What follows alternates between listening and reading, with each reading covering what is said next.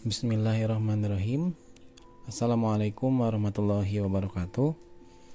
Innal hamdalillah nahmaduhu wa nasta'inuhu wa nastaghfiruh wa na'udzu billahi min syururi anfusina wa min sayyiati a'malina may yahdihillahu fala mudilla lahu wa may yudlil fala hadiyalah.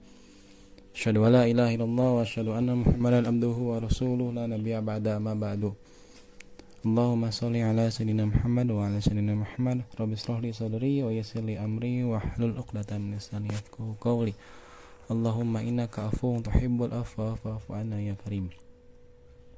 Alhamdulillahirabbil alamin, kita dapat melanjutkan lagi berdiskusi terkait dengan sirah nabawiyah. Sekarang pada sesi Fathul Mekkah dengan keadaan sehat walafiat, tidak kurang satu apapun, dan masih melaksanakan peribadatan di bulan Ramadan dengan baik dan lancar. Semoga apa yang kita laksanakan, puasanya, sholatnya, tarawih, membaca Quran, tadabbur, dan menuntut ilmunya, diberikan kesehatan, diberikan kelancaran, diberikan kekuatan, diberikan hasil yang terbaik, dan diterima oleh Allah Subhanahu wa Ta'ala menjadi amal yang terbaik juga di kehidupan kita. Amin amin ya rabbal alamin. Shalawat serta salam kita tak lupa curah limpahkan kepada junjungan kita Nabi Muhammad sallallahu alaihi wasallam, kepada para keluarganya, sahabatnya, tabi'in, tabi'ut tabi'in, dan hingga kita selaku umatnya di akhir zaman nanti. Amin amin ya rabbal alamin. Sebelumnya mohon maaf jikalau sesi hari ini itu berbeda dengan sesi-sesi sebelumnya, karena ini ada acara mendadak dan mendesak menjadikan harus seperti ini. Mohon maaf akang teteh, ibu dan bapak. Semoga tidak menyurutkan semangat kita dalam menuntut ilmu terkait dengan Fathul Mekkah yang akan coba kami ataupun saya sampaikan. Nah, Fathul Mekkah ini adalah sebuah kegiatan ataupun proses salah satu dakwah Rasulullah SAW, yaitu puncak dakwah yang dapat dirasakan oleh umat sampai hari ini, dan dapat mengambil hikmah dari beberapa kejadian yang ada di Fathul Mekkah. Dimulai dari penyerbuan dan sebelumnya ada sebab-sebab terjadinya Fathul Mekkah itu seperti apa, perjanjian Hudaybiyah yang menyebabkan Fathul Mekkah itu terjadi. Selain dari itu, ada pula keinginan ataupun cita-cita Rasulullah untuk menegakkan agama di kota Mekkah, di kota yang sebelumnya Rasulullah SAW itu mendapatkan risalah ataupun wahyu dari Allah Subhanahu wa Ta'ala. Kita mulai dari slide yang pertama, sebab dan awal mula dari Fathul Mekkah itu sendiri. Yang pertama tadi saya sudah sampaikan di awal terkait dengan perjanjian Hudaybiyah, yang mungkin ada salah satu suku yang melanggar ataupun melakukan peperangan.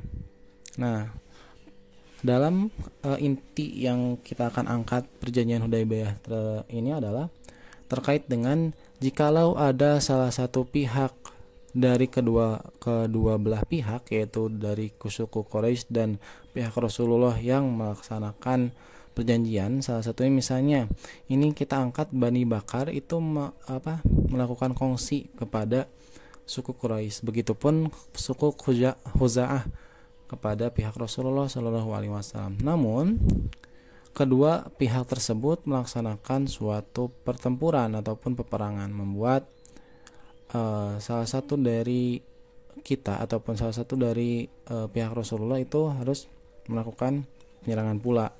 Nah, maka dari itu salah satu sebab dari Fathul Mekkah.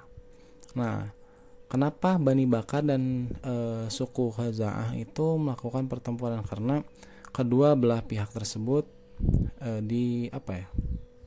sudah menjadi suatu pendendaman ataupun suatu kebiasaan, bosnya mereka punya track record yang buruk terkait dengan perdamaian.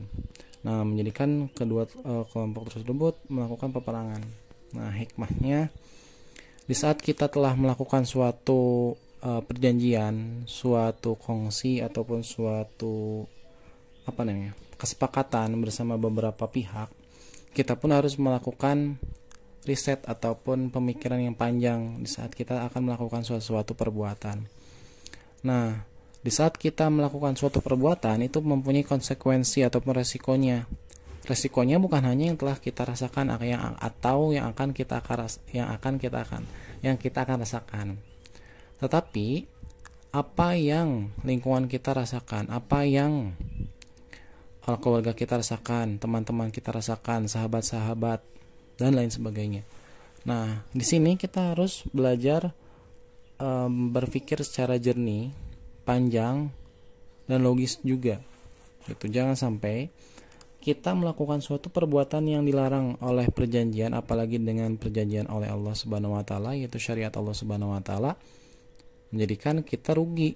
Ruginya bukan hanya kepada diri kita sendiri, tetapi kepada seluruh orang yang di sekeliling kita, ataupun berdampak kepada perjanjian-perjanjian yang telah kita lakukan sebelumnya. Gitu. Jadi, kenapa janji itu harus diingat? Kenapa janji itu harus dicatat? Karena kompleksitas janji itu berbeda-beda. Begitupun konsekuensinya. Gitu. Nah, lalu ada kisah yang unik dalam rangkaian Fatwa Makkah itu sendiri. Ada Abu Sufyan yang ke Madinah untuk memperbarui penjajian dan menemui anaknya. Tetapi dalam beberapa reka adegan ataupun dalam beberapa percakapan bahwasanya Abu Sufyan itu ingin duduk di tikarnya Rasulullah SAW. Tetapi karena anaknya sudah beriman, anaknya telah mengikuti ajaran Rasulullah SAW, tikarnya langsung digulung. Lalu mengatakan bahwasanya ini tikar Rasulullah SAW tidak dapat diduduki oleh orang-orang kafir atau seperti Anda, Abu Sufyan. Itu dikatakan oleh anaknya Abu Sufyan. Nah, lalu Abu Sufyan pun coba kepada beberapa sahabat untuk melakukan perjanjian agar perjanjian-perjanjian yang telah melibatkan dirinya dan suku Quraisy, apalagi yang telah melemahkan kota Mekah, membuat perjanjian itu diperbarui agar tidak memperberat.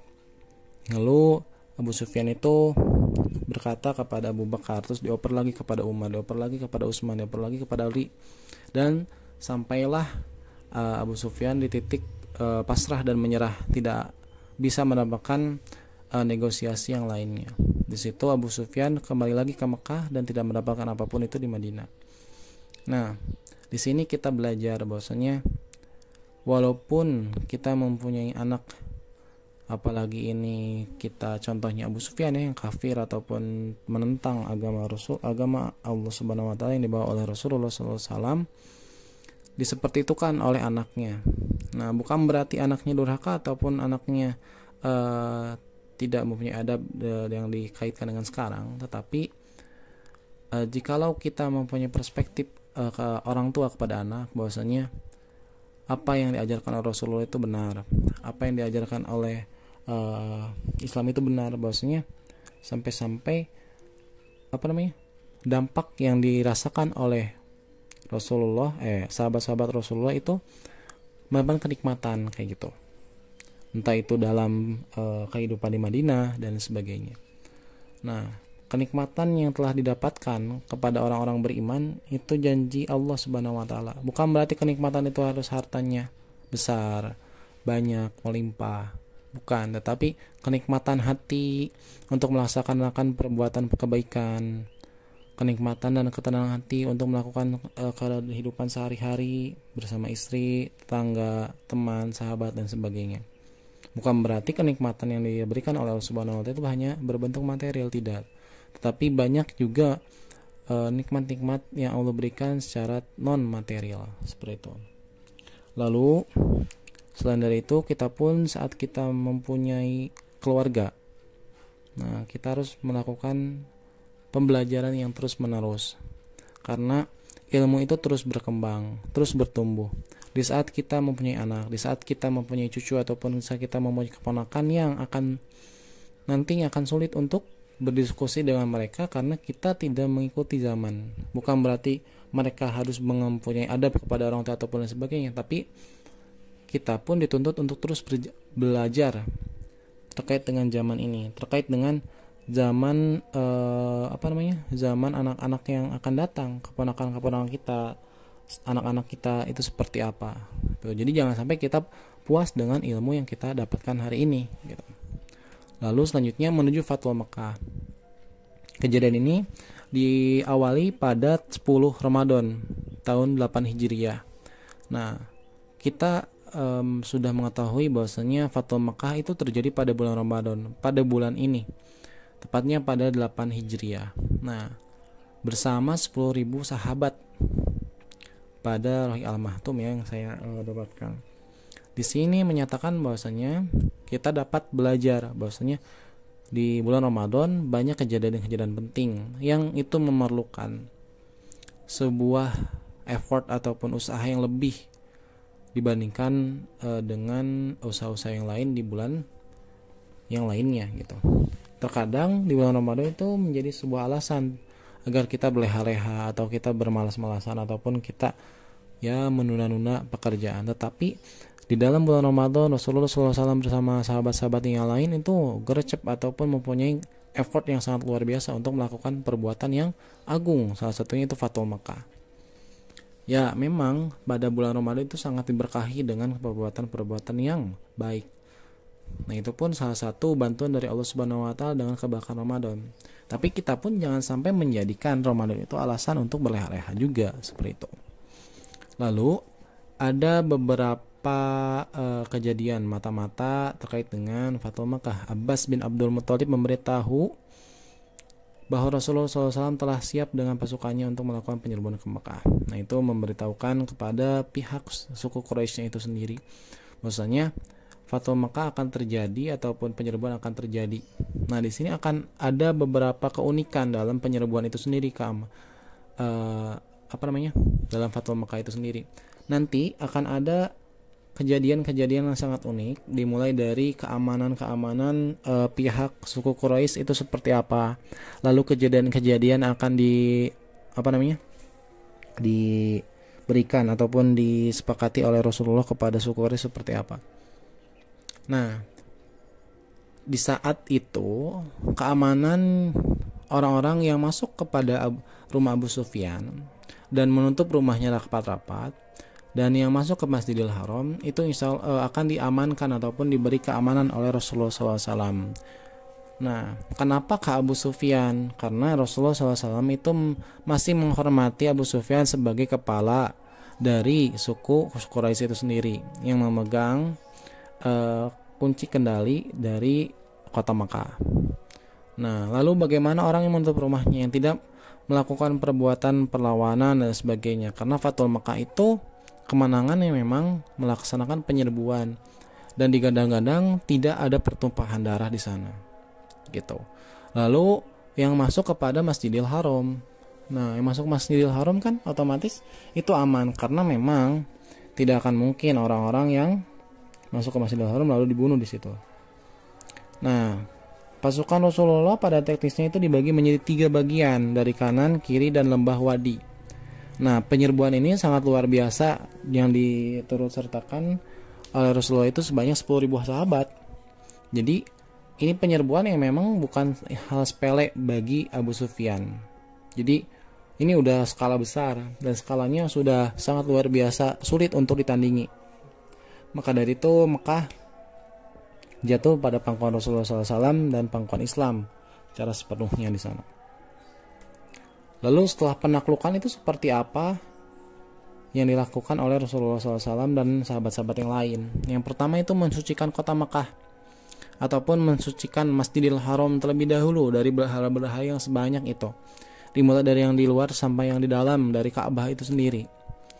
Nah, pada saat tawaf, pasukan-pasukan yang lain itu masih menggunakan busur dan mendorong berhala-berhala tersebut untuk dihancurkan kayak gitu.